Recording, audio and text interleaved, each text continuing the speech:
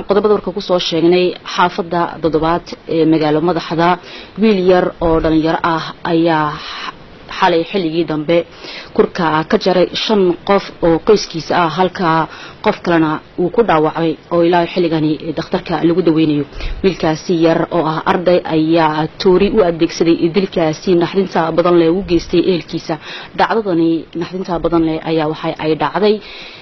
intii u dhaxaysay 12 habeenimo ilaa 3 ciidamada booliska ayaa sheegay in wiilkani uu horay u geysan fal dambiyeed noocaasi ah hase yeeshee waxa ay la doonayaa in la ogaado sababtii ku dhalaysay ee ka dambeysay falkaasi waxa uu toori uu ku dilay hooyadii iyo 3 walaalihii ah kadibna waxa uu la hadlay aabihii oo taksiila kadibna waxa uu dilay sidaasina waxa sheegay dadka dariska la xaafadaasi ciidamada booliska ayaa gacanta ku haya wiilkaasi yar oo dilka u geystay ehelkiisa waxayna ay sheegeen in uu soo dhiibay kolkii uu toori uu ku dilay 5 qof oo ehelkiisa ciidamada booliska ayaa sheegay in wiilkaasi dhalinyarada ah uu naas geysan fal dambiyeed noocaasi oo kala hase yeeshee in ay u baahan inay baaraan sababta dhalisay falkaasi mas'uuliyiinta dawladda ayaa si degdeg ah u fadhiisatay kulan ugu fadhiisatay war-saxaafadeed oo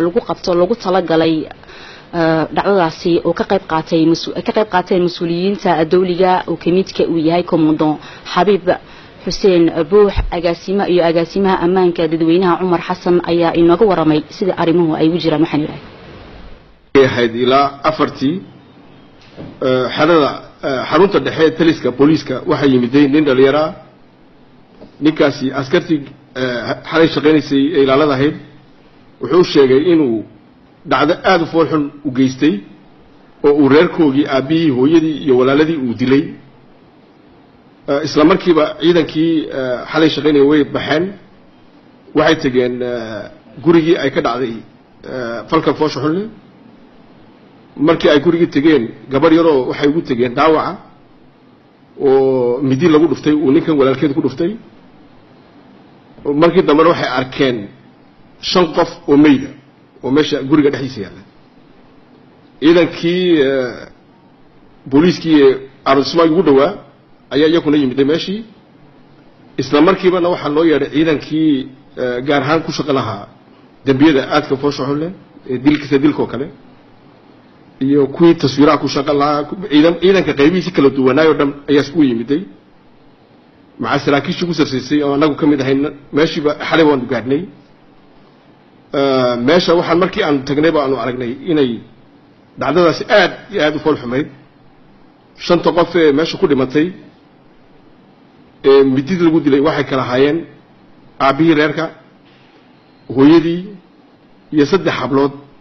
oo ninkan falka geystay ay walaal ahaayeen gabadhii iyadu dhaawac ahayd uu moodayay inay dhimatay isla markiiba ambulance baa lagu qaadnay waxa geeyay dhakhtarkii si loo badbaadiyo imika aan dhakhtarkii ku jirta way nooshay laakiin intii kale dhan way wada dhinteen baaritaankii aan ka sameynay aqalka dhexdiisa waxaan helnay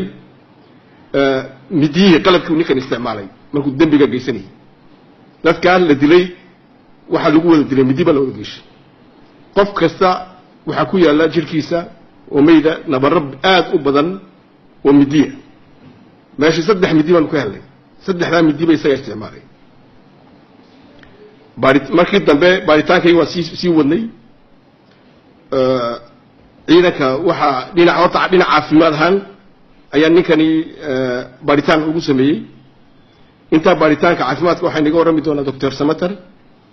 oo waa kolonel ciidanka booliska ka tirsan waa ninka quraatay medicine legist ee jamhuuriyadda Djibouti ay leedahay isaga faahfaahin naga sii doona wixii caafimaadka ku saabsan laakiin xaqii kale dambi baaristi waxaan oran karnaa ninkaasi waa nin ku talagalay inuu waxaan geysto dacwadii ugu horeysay laga qorayba wuu qarinayaa inuu isagu dambiga geystay oo waxba ma qarinayo baaritaankana waa sii wadnaa waxa weeyaan waa nin 12 jira oo jaamacadda dhigta sanadkii 3 waliba jaamacadda dhigta oo liisaas isku diyaarinayay baaritaankana waa sii wadi doonaa markay dhammaato baaritaankuna waxaa la horgeyn doonaa cadaaladda maxkamadda soo taagi doonaa. كولونيل عمر حسن بوها أقسمها سكرتير ببليغا dadweynaha degan xaafada toddobaad ama la dariska ah wiilkaasi dhagarta geystay ayaa iyaguna aan wareys la yeelanay oo ka muujiyay arrinkaasi argagax badan waxna hadaladood kamid ah wax ilaahay waraho naga siinay ma jirto askartu kolkay timiday halka ay albaabka garaacayso baan ana soo baxay walkaan soo baxayna askarti waxay geeyeen aqalka gal salaadii baan tukaday haddana waan baxay haddana noqoyga yidhaaheen waan soo noqday haddeeto magaaladii baaba isku timiday askartii baa soo batay waa soo dareeray ina kolkii hore inay yaro iska fiican buu ahaa jaamacaddu dhiganay kolkuu halkaan naga soo horbaxo hooyo waxay nagama waranay laakiin daraarahan dambe anu ma arkin waxay iga yidhaaheen waxa la yidhi quraan baa lagu akhriyay washadhow quraan baa lagu akhriyay wax intaa dhaafsan oon ka arkay ka sheegaynaa ma jirto waxa weeyaan salaadii subax markii aan tukanoon baan maqalnay ee wax kulay wixii reerka ku dhex jiro un baa og sheekada ina ku inay yaro mu'adab ahaa ina ku inay yaro khaluq ahaa wax dib jiro saaqida waxa mu ahayn reerku reer edeb leh oo shaarko dhan laga yaqaan bahan Umarow samad garan de wallahi waxaan argagixisuun bay nagu noqotay saaka waxaan wadakeena hore uga dhicin bay ahayd subhanallah de waa musiibo maxaa kale loo dhan karaa waa yaabsannahayba anagu hooyo waan yaabsannahay suxuubta maanta dhacday anagu waan ka yaabsannahay dalkeenana weli kama dhicin dalkeenana weli kama maxay kula tahay bal maxay kula tahay wax intahay ka maanta inaan ka helay isagoo dadka uu leeyay la raaxiyo baa wadakeenu sidii ahaanaya weli arag oo la maqal masiba weli aan la arag oo la maqal weeyaan ilaahu dibna noogu soo celin ilaahuna dibna noogu soo celin waxa wax lamida wax ilaahu noogu soo celin sida ilaahu noo yeel ilaahu naga ilaahu noo hadiyo ilaahu quraanka lagu daro yaalka waxay maamada lagu horeysiyo ninkan maamad lama taabsiinin iskool un baa la geeyay iskoolkiina waa ka wareerkan ka qaaday حول ولا قوة إلا بالله سبحان الله سبحان الله سبحان الله سبحان الله بالله أروح قال كرتون أفكيس سري مسكيتك بركة سبحان الله بالله بحر ودوحا لأرجل لما قال ولي إلى هيدي النسوء قارسين waxaan sheegi karay horta maaha waxaan ka anfariiray oo ka agagaxnamayaan 44 jir baan ahay wali Djibouti arrinka kama dhicin cimriga inta noolahay wali Djibouti arrinka kama dhicin saaka lixdii markaan shaqo tagayay dariiqa ma soo maray waan arkay waan soo weecday markaan maqlay dadkii oo qof waa ilmihiisa dadkiisii qoyskiisii laayay ayaan anfariir qaaday waa shaqadii kir waa darqan ku shaqatay